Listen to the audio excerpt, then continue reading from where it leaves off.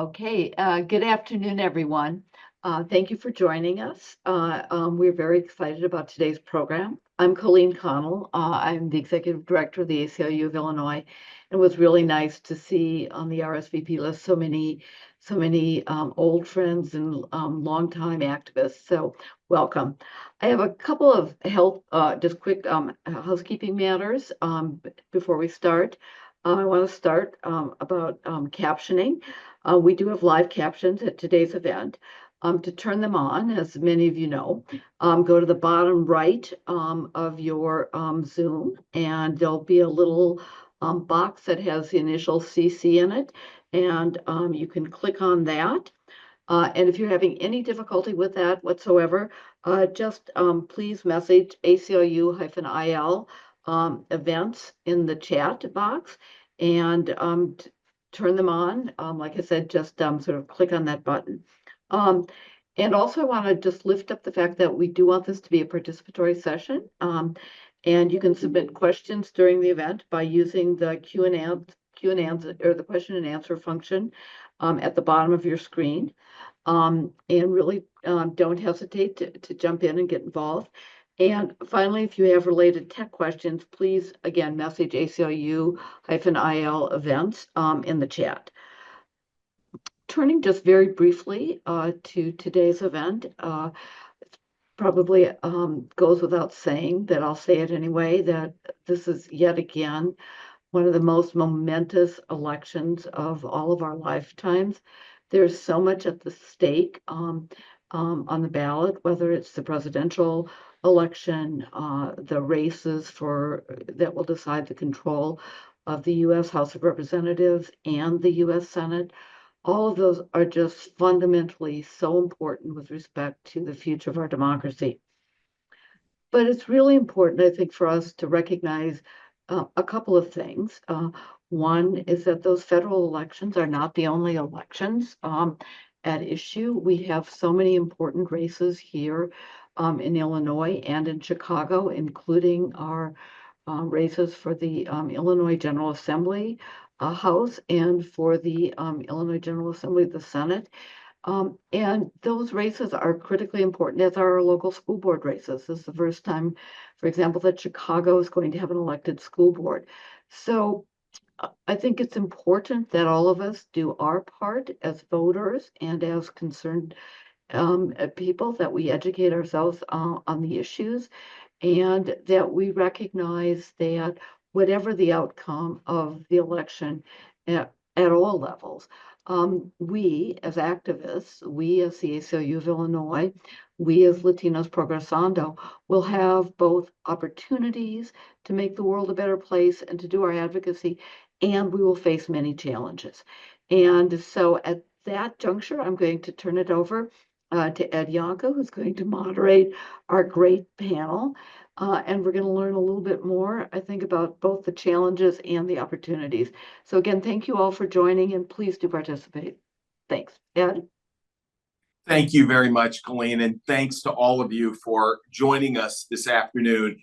As Colleen said, we're going to have a wide-ranging discussion about not just voting and the election, but also sort of what comes next and what's the work we're going to do. As you can see on your screen right now, we're starting out with a poll just asking you what civil liberties issue is most on your mind as you head to the polls now in a week, or for those of you who already had a chance to vote, what issues were on your mind when you got a chance to vote. Let me say a word about the panel as we begin. I promise you this will not be like the panels you're watching on television these days. We will not talk about polling. We will not talk about which particular groups we should be trying to message to. And we will not be giving message advice to either campaign. We'll actually just be talking about issues. So as you can see, I am proud and pleased to be joined by three guests this afternoon. From Illinois' 12th Senatorial District, State Senator Celina Villanueva.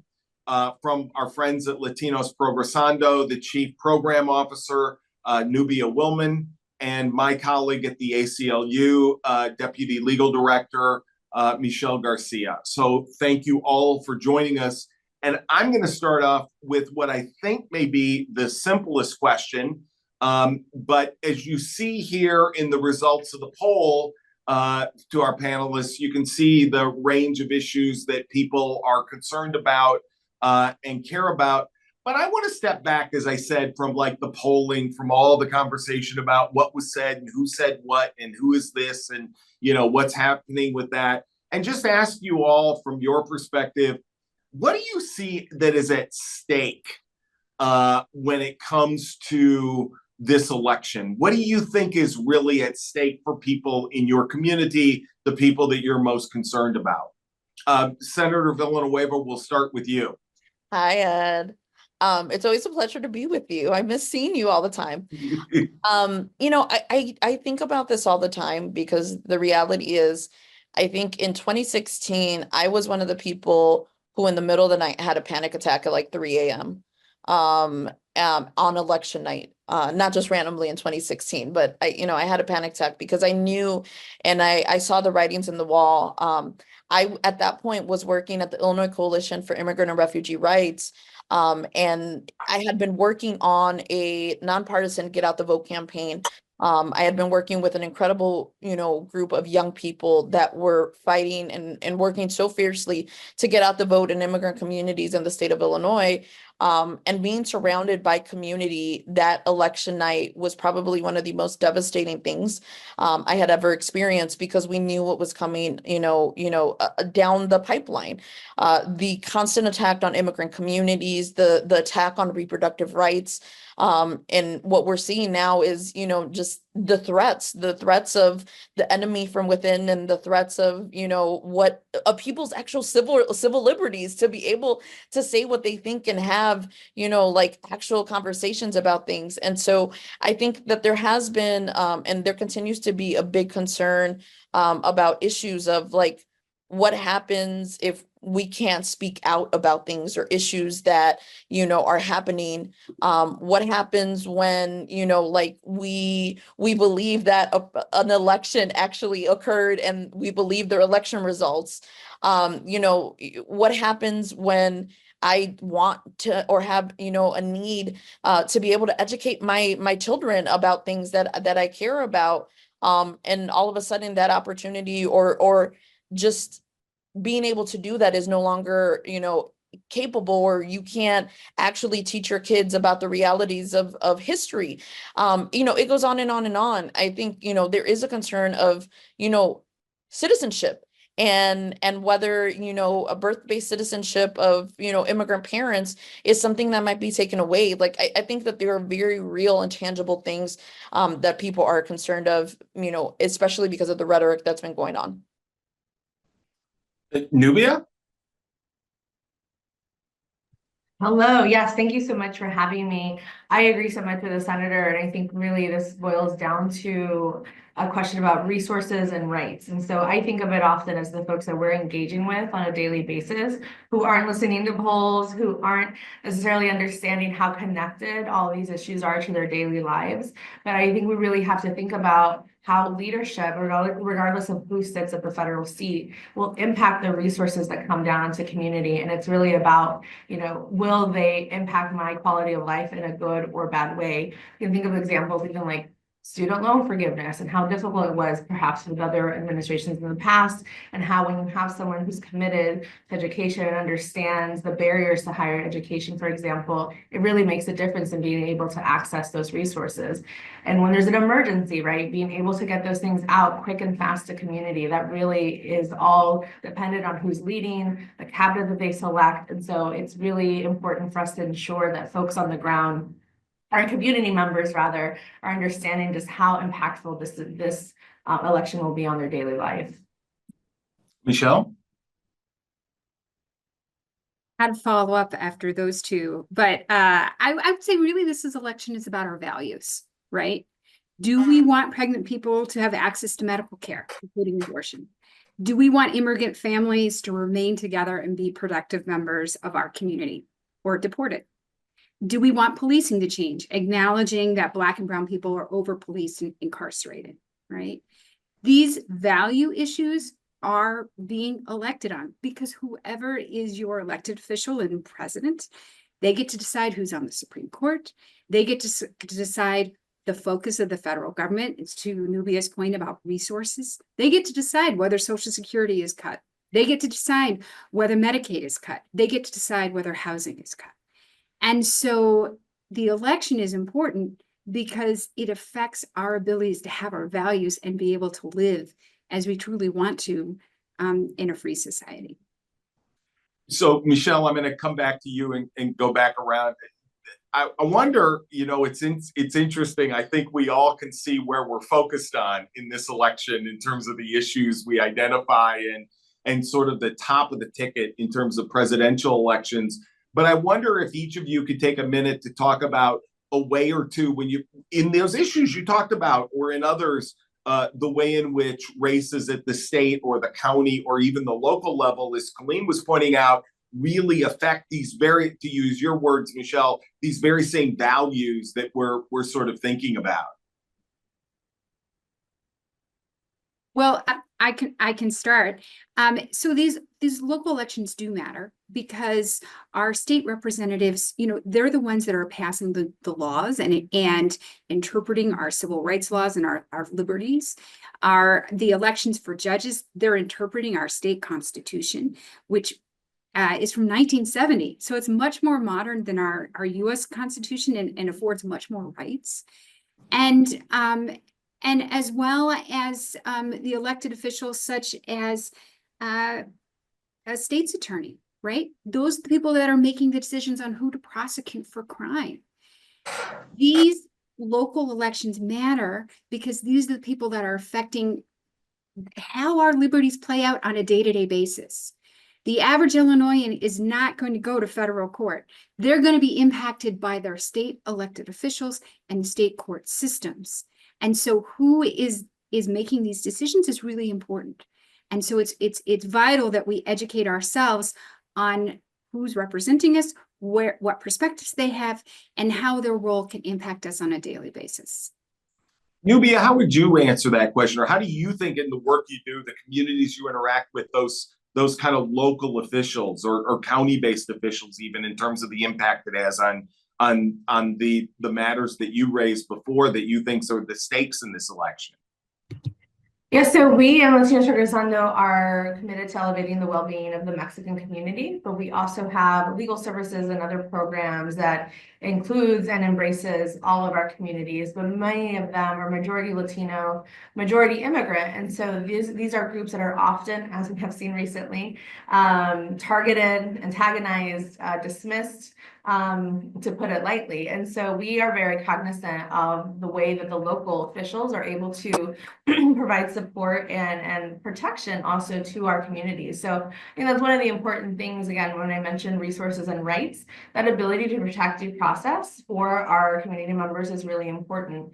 Here in Illinois and within the city, we're very fortunate through hard work of community and elected officials who are willing to move the needle. We're a welcoming state and a welcoming city, which means that the city and the state have a duty to protect our immigrant communities and not engage with enforcement and other ways that could cause harm. But vice versa is true in many other municipalities outside of the state who have embraced ICE, who have embraced the idea of encouraging raids and things of that nature. So it's important to see that stark difference. It really matters who your local elected officials are because they are the ones that get to set what the standard is in the city and the state where you live.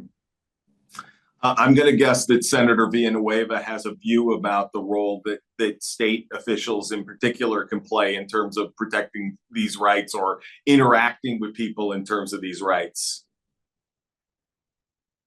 You're absolutely right. I think, you know, as a legislator, and I'm trying to put all my thoughts together because there's so much to say, and to try to put it into 1 minute.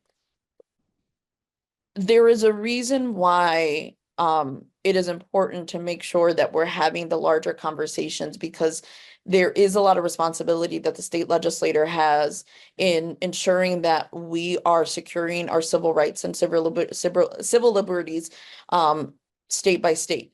The unfortunate part is that not everybody lives in a state like Illinois, where we have people who care about these issues. I have been a part of the incredible group of people that have worked proactively to cut ties between ICE and local law enforcement and in order to protect immigrant communities in the state of Illinois. I have been part of the group of incredible freshman legislators who came in 2019 and codified the right to abortion in the state of Illinois, and have subsequently become, one of the leading voices in the state Senate on reproductive rights and the protection of not just people who live in the state of Illinois, but anybody who is seeking to come to the state of Illinois to access reproductive health care, and also protecting the rights of healthcare providers.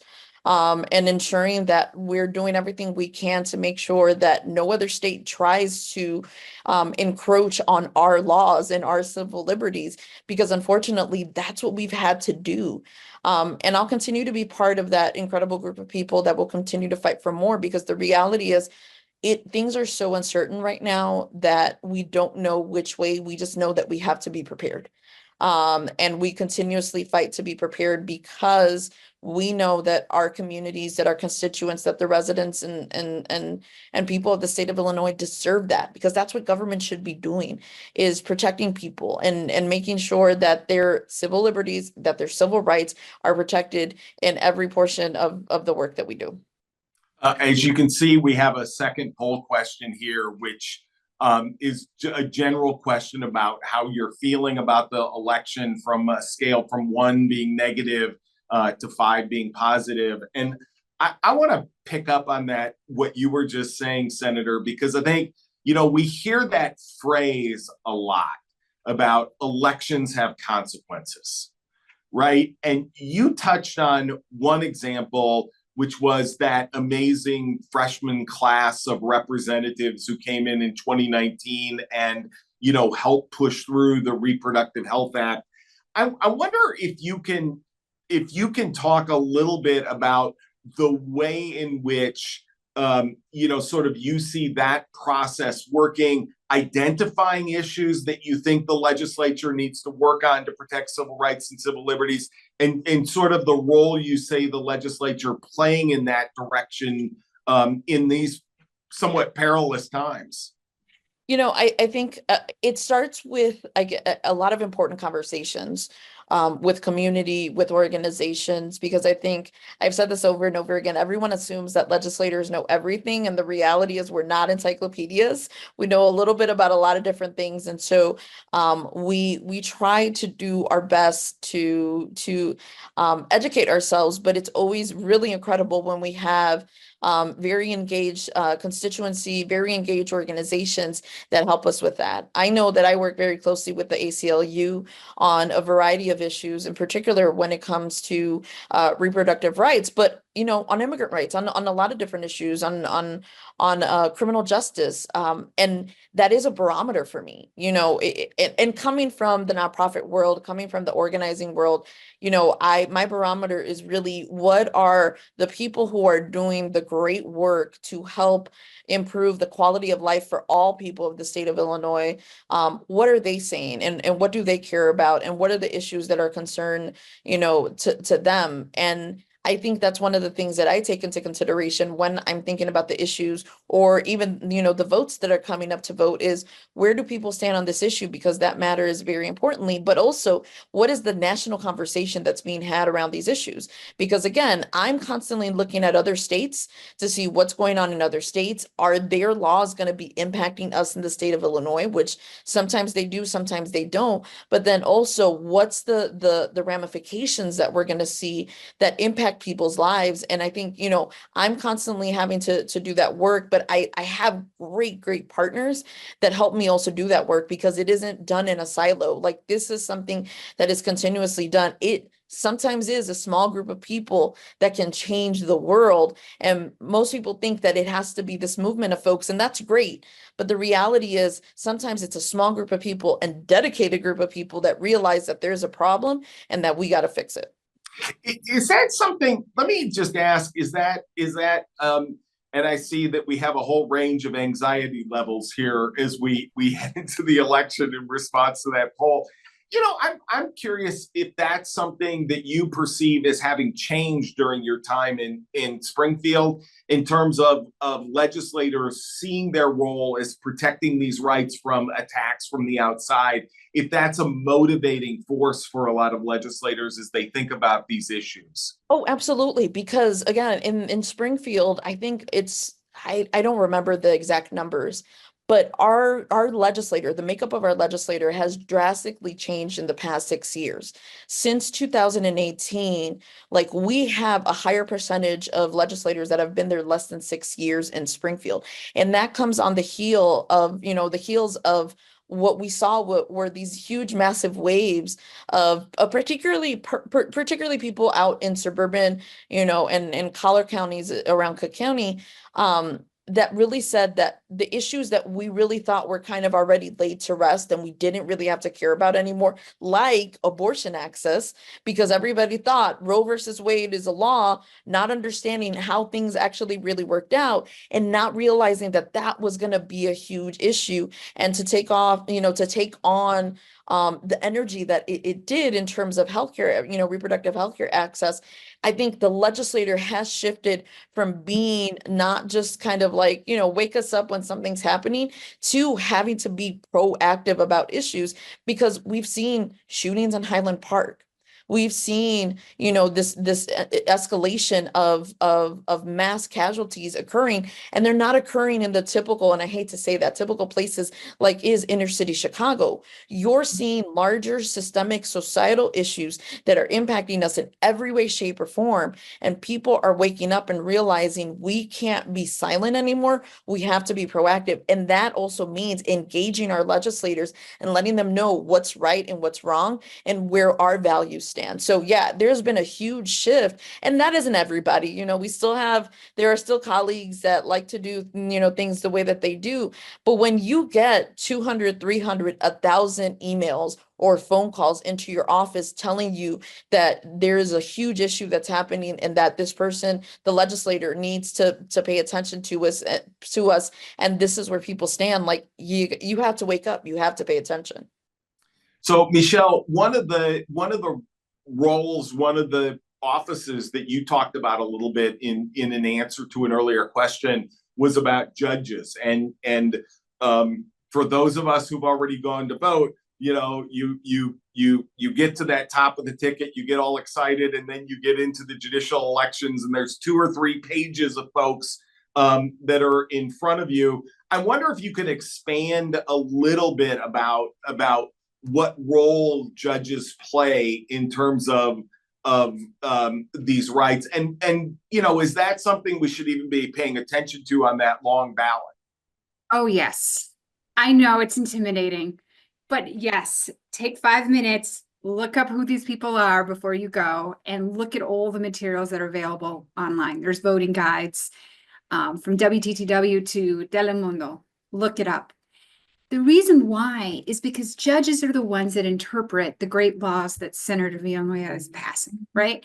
They're the ones that are interpreting our state constitution and determining what people's civil rights and liberties are on a daily basis. And they have the ability to interact more with people in Illinois.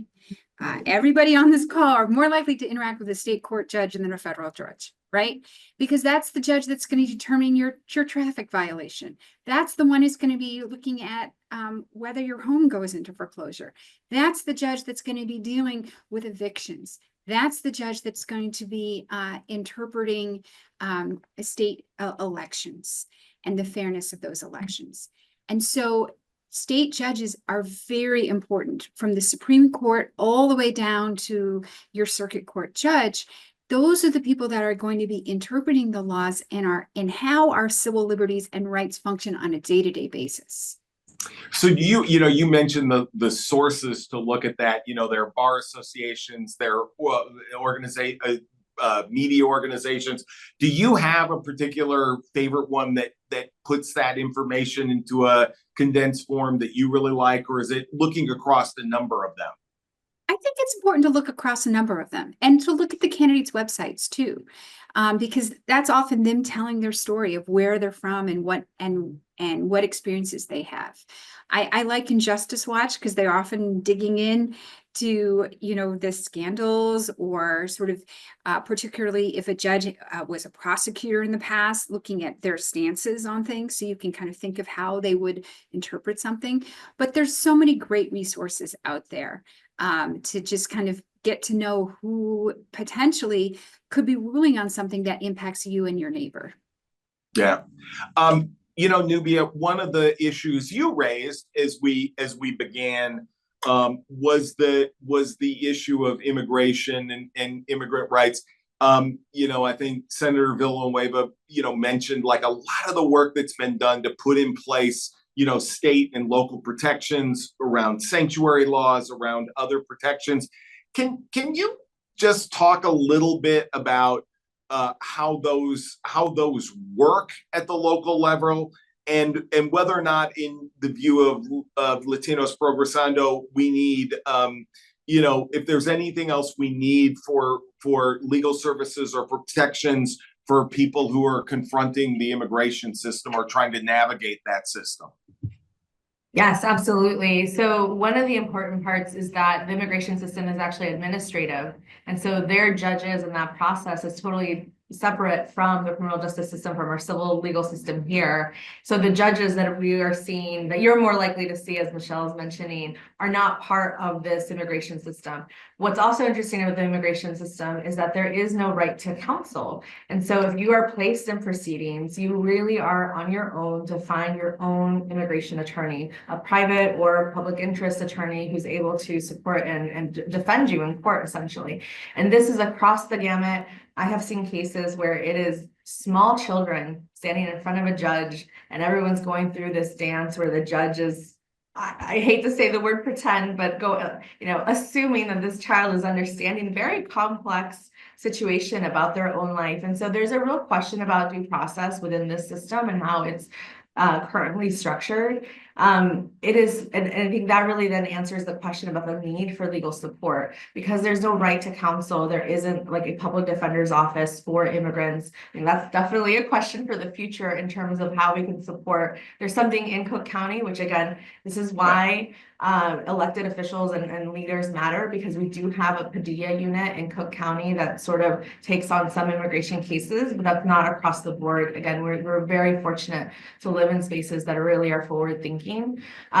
So when we then look across the legal field as well, there is such a vast need for immigration attorneys, for pro bono, low bono support, especially as we saw this increase of arrivals from the southern border who need to file. They have a 1-year limit to file asylum or other types of remedies. And if they don't have an attorney who can walk them through a very complex system, the immigration is as complex as bankruptcy code. So that tells you, what they're up against. It's really important. And then again, we go back to like what resources, because then that's where you can push electeds to say, maybe we can have some additional resources to pay for legal resources, to pay for more attorneys, and to encourage folks to get into that field. So it's all really interconnected. And it's just absolutely fascinating.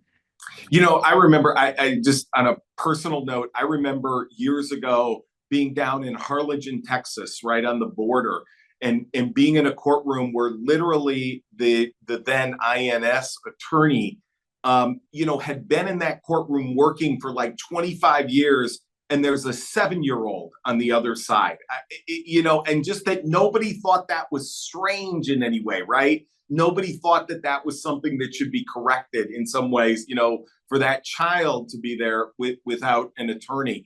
Nubia, I wonder, picking up on some of that, we see these, in part, we see these attacks on immigration and I think sometimes we don't sort of step back and think a lot about how the implications of harsh immigration enforcement, what those implications are for the community, like what that looks like for people who live in community. And I wonder if you could just talk a little bit about that, and what role the courts can play in those processes, or helping to alleviate some harm that's done not just individuals but the community as a whole.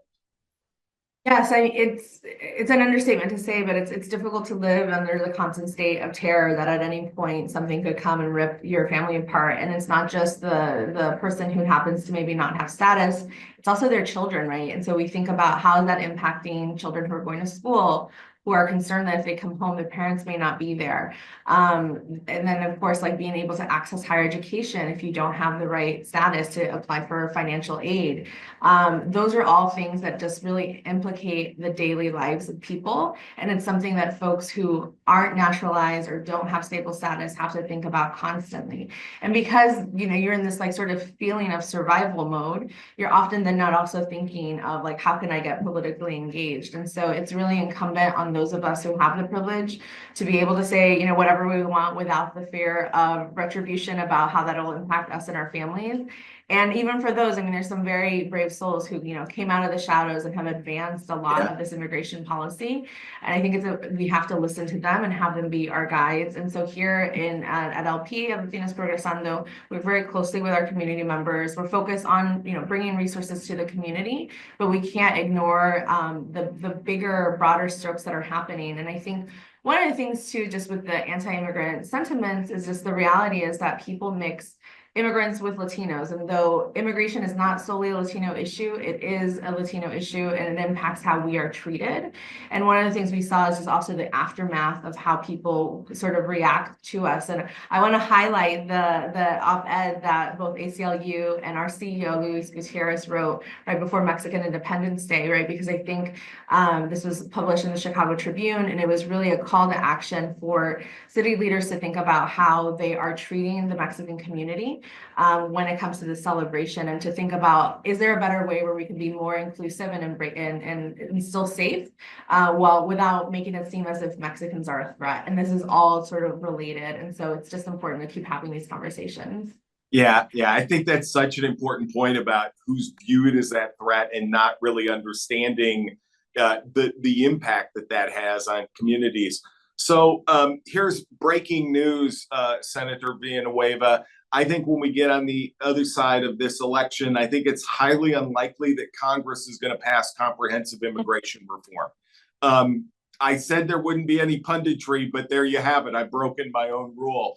So are there things left on the agenda in terms of Illinois specific? Are there other protections? Are there other places and things that we can do as a state to help protect? And especially, you know, if we think about maybe, you know, the worst kind of attacks coming down on people from you know, the immigrant and migrant community. So, yes, and that's one of the things that I think keeps me up at night, is what do we do, you know, in the event of a lot of things happening. And I think there's constantly looking at what, you know, other states are doing and what we're able to do. I think we in Illinois are probably one of the most welcoming states to immigrant communities, and that in no, you know, short reach is a credit to all the incredible organizations that have done some really, you know, great organizing work over the years to make sure that we've gotten to that place, that people can, you know, arrive to the state of Illinois and not feel like they have to like constantly look, you know, over their shoulder. But, you know, there is more work to be done. It is, you know, about all of the everyday things and making sure that, you know, kids are able to go to school and not fear that when they go home at night that their, you know, parents are going to be gone, or that if a parent goes and drops their kids off at school, that, you know, a school isn't a safe place to be able, you know, to provide, you know, like, again, or have to even put themselves in between local, you know, law enforcement and families. But there's constantly, you know, different things that we're working on and seeing, but also even just budget wise to help increase the amount of legal permanent residents that we're helping, that are eligible to become citizens, to actually helping them in the process of increasing the capacity for organizations so that they're able to actually meet, you know, kind of the demand.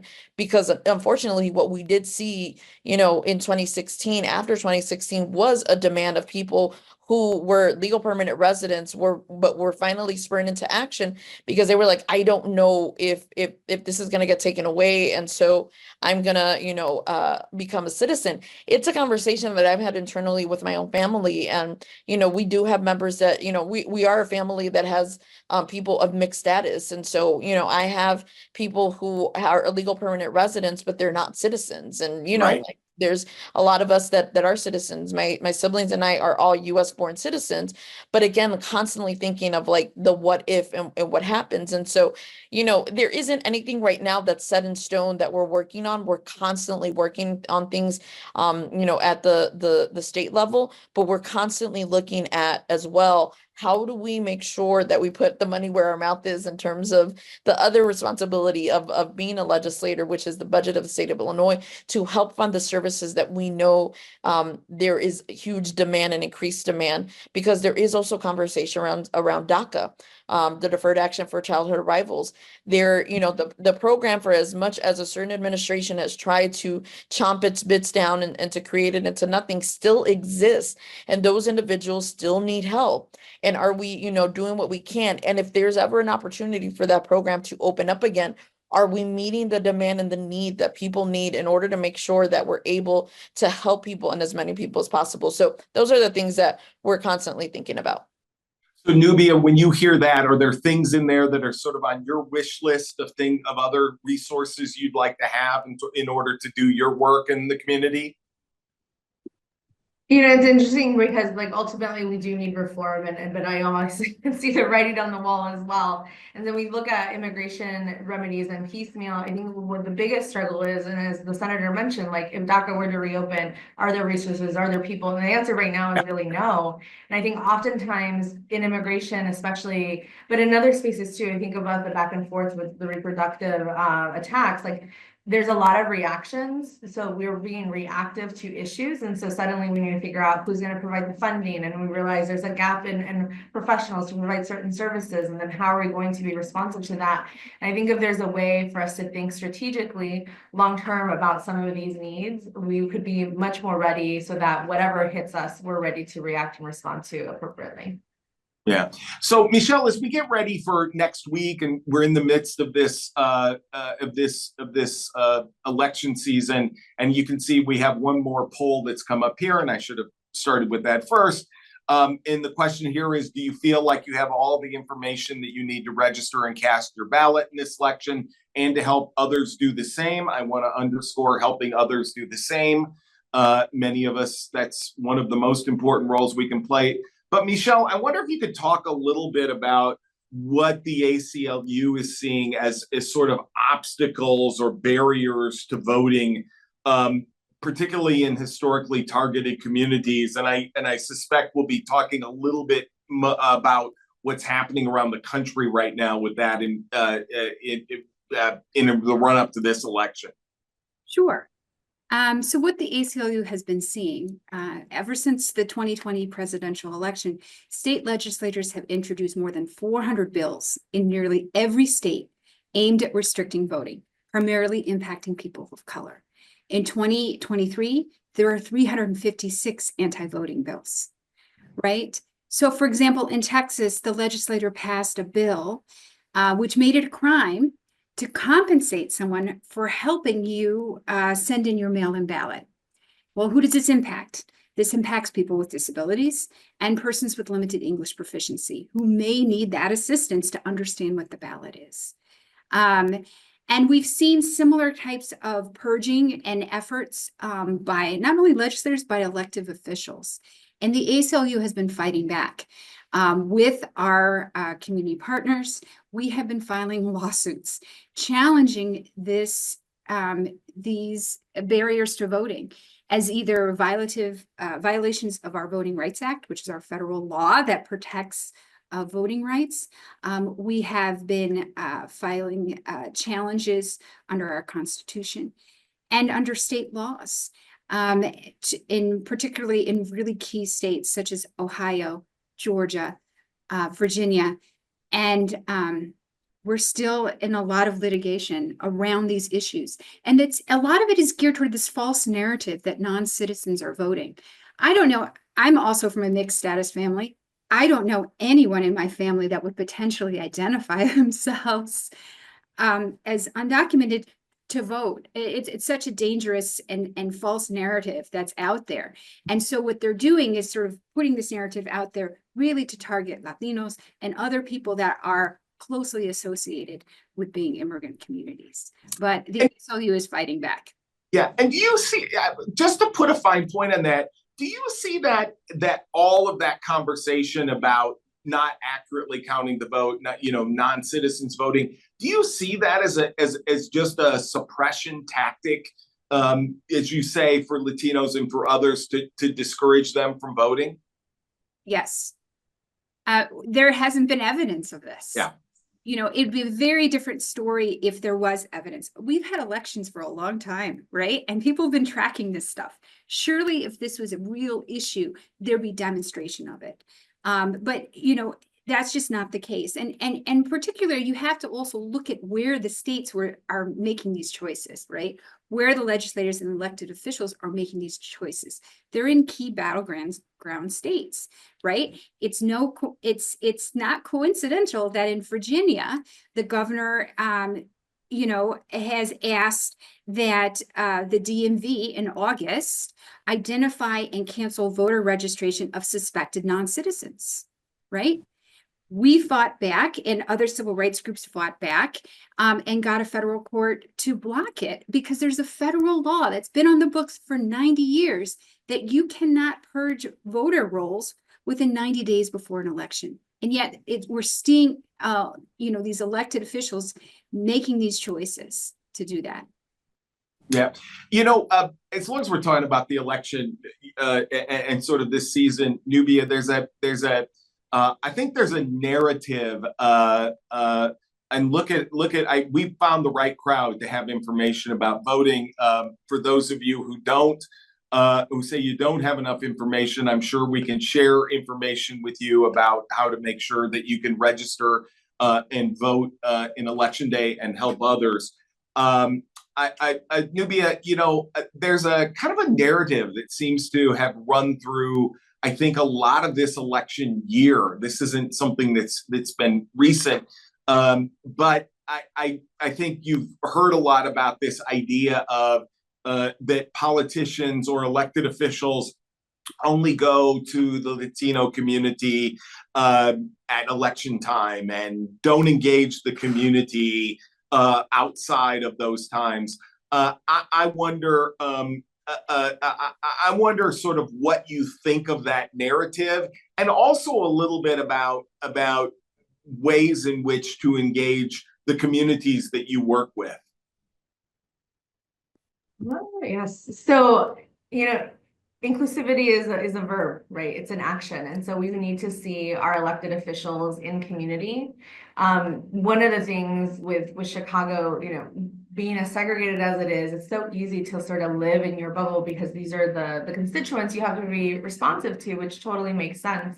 I think there's a real value of folks breaking out of those spaces and just going throughout the city and into different communities to be able to see what's going on, how are other things happening, and to share ideas and to share even hardships, to see like, this is what's happening here. So you can make, as an elected official, a decision that's based on the whole of the fabric of the city, not just what's happening within your small space. And so I can absolutely see both, you know, locally, nationally, et cetera, where folks, you know, they come every 2 or 4 years knocking on your door. And so it's important that before it's petition time, that you're really making that time to start making those connections in community. And I've seen some really great examples of that, and I won't name them, but just examples of electeds who are really out there, who are highlighting our community in ways and spaces where they don't normally would need to, but I think they see the value in being in community with us. And I think that's something that's going to be valuable. And I think we'll see a continued support and an ROI, frankly, of being engaged with folks outside of just your little space.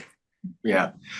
Senator Villanueva, I want to move past the election for just one moment, or for sort of as we round the corner here on the last minutes of our discussion. I want to just ask about we like to shorthand and say that democracy isn't a spectator sport, and that your participation doesn't end at voting. I wonder, from an elected official's perspective, how you think of the role that citizens play, and residents play after the election. You talked a little bit about this before in terms of spotting issues, but I wonder if you could sort of elaborate on that role and the importance of that role for the work that you're trying to do.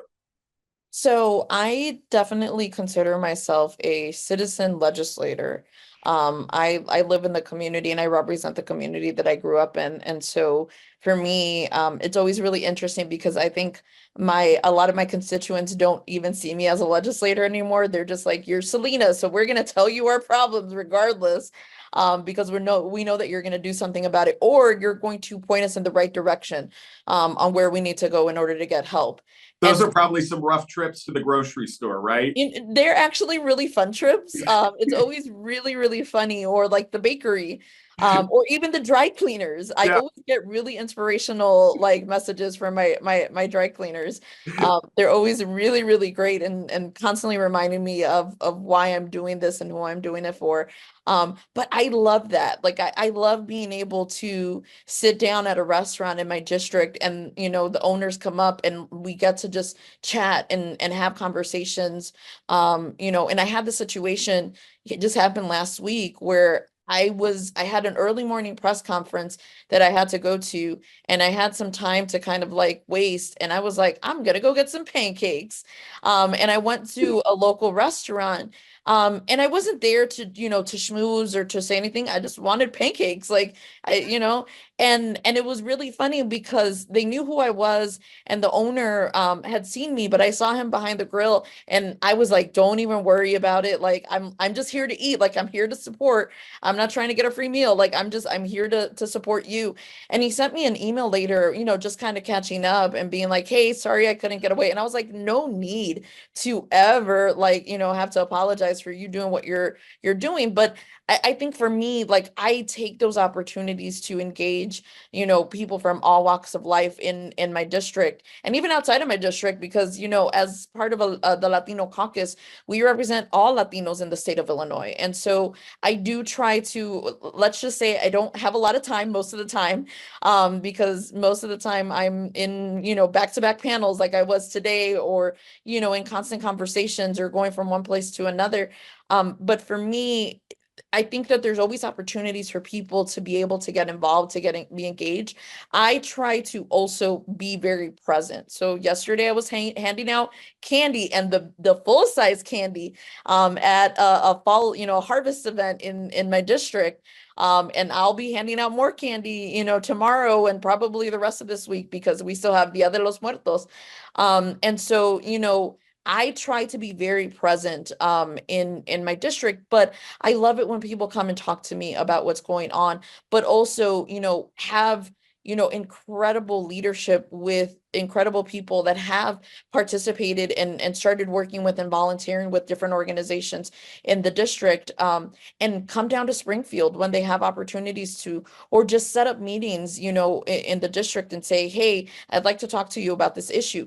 There's always an opportunity, whether it's, filling out postcards and getting your friends together to have a postcard party, which was one of the things that my mom was doing before she passed away, in the fight for reproductive rights and the women's marches that were going on. Like my mom was there getting together with a group of friends to fill out postcards and, make buttons and to do different things. And that all matters in the grand scheme of things. When you make a call to your legislator, that matters. I know people think that it really doesn't, but we're still working even if there's not an election. Like I'm going back down to Springfield in about a week or two for veto session, and I'll be back down in Springfield in January for regular session. Like we're still doing our job. And so, linking up with incredible organizations, taking those opportunities to engage with legislators, even when we're at the grocery store or, we're out, my family still lobbies me on issues. So like it never stops. Like I'm used to it. And these, span from very innocuous things to very important questions that are happening where I'm like, you know what, let me look at that and I'll get back to you. But there's always opportunities to get involved, and there's always opportunities to engage the people that you've helped elect to get into these positions. So let me ask, I think then what is really the most important question, with the full-size candy, what are we talking about for candy? Oh, we had so we made sure that the chocolate was in a different bucket than the non-chocolate, because we got to make sure about allergies. Like we had Yes, peanut yes. allergies. So, but we had Starburst, we had Skittles, we had Reese's peanut butter cups, Kit Kats. We ran the gamut of things. Fantastic. That you passed the test on that. That may be one of the most important. I'm going to go a little bit out of order here. I have a question for Michelle, but Nubia and Senator Villanueva, we've gotten a question in the thing that I think we just can't go through this hour and avoid, which is that there's been a lot of sort of focus in the last couple days over some comments that were made at Madison Square Garden the other night by a speaker at one of the former president's speakers at a rally. And I just wonder if you could just talk a minute about your reaction to that, or the reaction you're hearing in the community, or just your general sense about that. I can speak very quickly to it before Nubia jumps in. I was offended. I'm Mexican and I was offended. Puerto Rico is an incredibly beautiful island. So to have someone make a joke and then try to walk back and say, it was just a joke, people are so sensitive. It's like, no. Like making a joke, a dumb joke is one thing, but it's like, there is a big difference, because literally we're being told exactly how things will function and what they think of us. I was offended when they called Mexicans rapists and murderers. I was offended when it came out of the question of how much it shouldn't cost that much to bury a Mexican, when they were talking about unfortunately the young and I'm blanking on her name right now, but I remember her name. The service member. The service member who was murdered. Yes. At Fort Hood by another service member.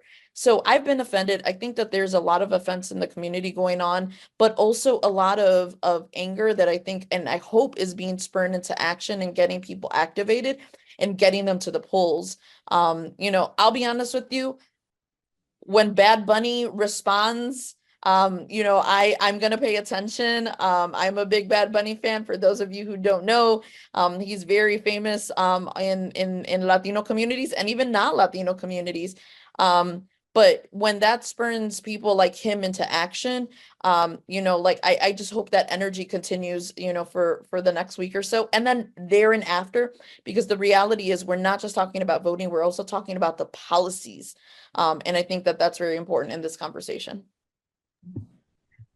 Yes, no, it's funny because I lived in Humboldt Park for many years. And so I immediately knew once that comment was made that not only would there be offense, there would also be like an anger and a reaction. And I think we've seen that because it's just the history of the island, the connection it has to the country. It was a very out of touch comment, to say the least. And I think to Senator's point about the policies and actions, I mentioned before, Latinos aren't all immigrants, but often it seems that we're viewed as such. And so I often think of when they are making comments about whatever, brown community, Puerto Ricans or Mexicans, immigrants, etc., we're really getting put all together in like one bucket. And so this idea of they're telling us, frankly, like how they feel, and they've already spoken of some policies, including mass deportation, that they've bragged would rival the 1950s Operation Wetback.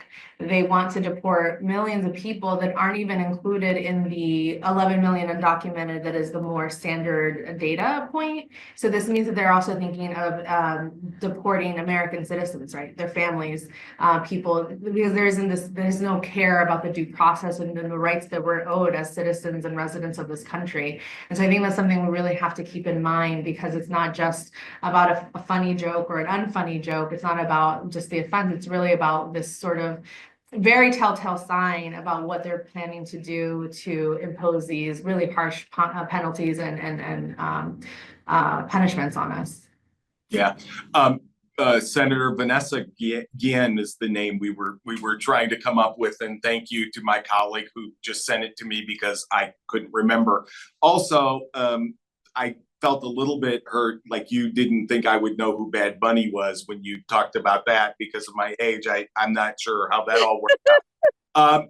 Michelle, I have a question for you, which also mirrors a question that we've gotten, which is sort of post-election. I wonder if you could sort of talk about the ways that you see are the best for people to get involved in terms of helping to protect civil liberties, to working with organizations and groups and others who are doing that work out in the community. And I wonder if you have some thoughts about the best ways to do that.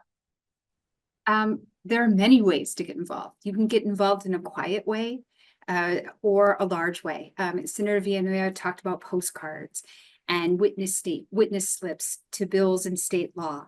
The ACLU of Illinois is often in our legislative season promoting laws that we think will advance civil rights and civil liberties and asking for people to support those actions. So that is a quiet way, right? Sending an email. That's doing a witness slip.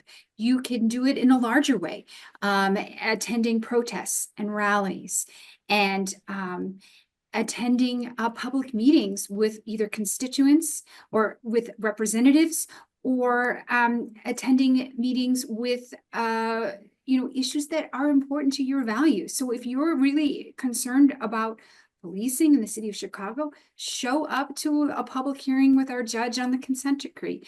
If you're really worried about a particular law in terms of privacy, educate yourself on the issues and get involved. And you also can get involved in a quiet way of donating your time or your money to support organizations that lift up marginalized communities. So it can be as big and as loud as you want, or it can be quiet and effective too. There's so many ways to get involved and advance civil liberties and rights in our state. We had one last question. We have one last poll question here. Forgive me about your commitment for this election, whether you're just going to be voting, going to be talking to your family, or do research on candidates on your ballot. And so if folks could take a moment as we're moving to the close here. We did have one other question about how many judges have not been retained through the ballot process. I will say that number is, I haven't looked at the exact number. I will tell you that number is low. I think what Michelle talked about earlier in terms of people doing research, whether it's through media sources, Injustice Watch, other bar associations, is really important for that process.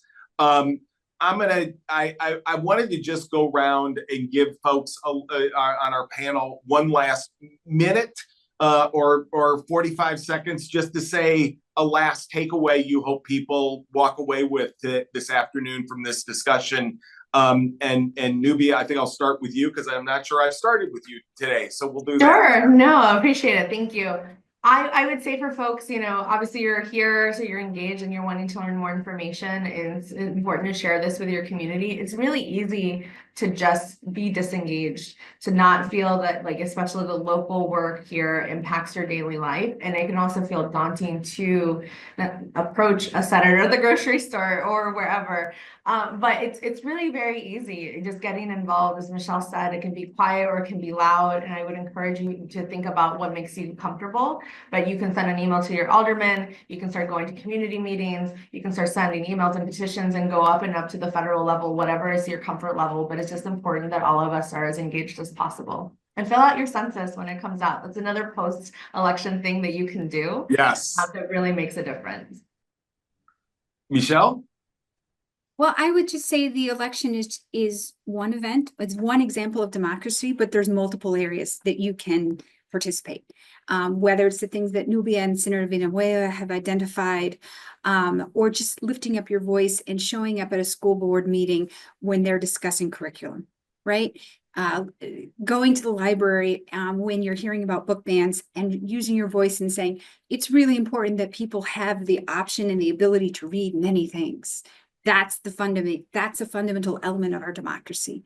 So there's many ways to be involved, and I would just encourage you to do so. We here at the ACLU are here to support you. So if you have questions or want more information, and the same thing for Latinos Progresando, I'm sure. And there are community partners that want to elevate and protect these civil rights and liberties. So use us. We're a resource for you. And Senator Villanueva, I'll give you the next to the last word. I'm going to hold the last word. I want everybody to remember this, because I think in times of uncertainty, I like to read a lot and read history and what's happened before. But I want people to remember that the preamble of the Constitution starts with "we the people." And always remember that we the people have the ability to fight back in every way, shape, or form. We the people have to be active in our democracy in order to make sure that we save our democracy, but also that it continues to function the way that we think that it should function. That we the people does not mean a despot, does not mean a tyrant, does not mean a fascist, that does not mean a monarchy. It means we the people make this country what it is. And oftentimes in the past few years, we've constantly have heard words like that being used in ways that really, and I hate to use it, bastardize what the founding fathers and everyone else after that. Because while the founding fathers might have created the Constitution and the framework for this government, we are the ones who have continued this government. And I don't mean me as a legislator. I mean everyone who is attending this panel and everyone out there. We formed this government. We give the government its power. And again, that means that we are powerful. And we have to remember that even in the best of times and in the worst of times. And remember that power does corrupt. It is up to the people to remember that power is neutral. It is dependent on how you use it. And if we, the people, are able to use it for good, we will see good. So it takes all of us to make sure that we have a better country, and it takes all of us to get involved in the fight. And I am gonna, there you see the response to the last poll question. I'm gonna close. I wanna just pick up for just a moment where the senator left off with the preamble to the Constitution, because there's two more things in that preamble that I would point to. The first is that the first enumerated purpose of the Constitution is to establish justice. It's not anything else. That's our mission. That's the work that we all need to be doing. And that's what the framers thought we ought to be doing. I think sometimes people forget that when they talk about what the framers wanted. And the second is to remember that we're always working towards a more perfect union. We're not there. It's not a destination we are going to get to with the writing of the Constitution or with the next piece of legislation that the senator passes. It's a journey that we're all on. Part of that journey is voting. And so we would encourage you to all make sure that you vote before 7 o'clock next Tuesday evening. Remember, in Illinois, you can register on the day of. There's lots of information on our website about how to register, what you would need, where you can go to vote. If you're in line at 7 o'clock, do not leave line. You can remain there as long as possible in order to cast your ballot. And then afterwards, it's really time for us to do the work. We may not like everything we see out of this election at the federal level, but we can continue to do work here in Illinois in the way that the senator talked about in terms of reproductive rights, in terms of gender affirming care, in terms of immigration, and in terms of a range of other issues. That's the work that's ahead of us if we do it together to get to that more perfect union. So thank you all for being here this afternoon. Thank you to this panel very, very much. It was really great to be with you this afternoon. If you have, we will see you soon. Make sure you vote, and we'll get to work right after the election.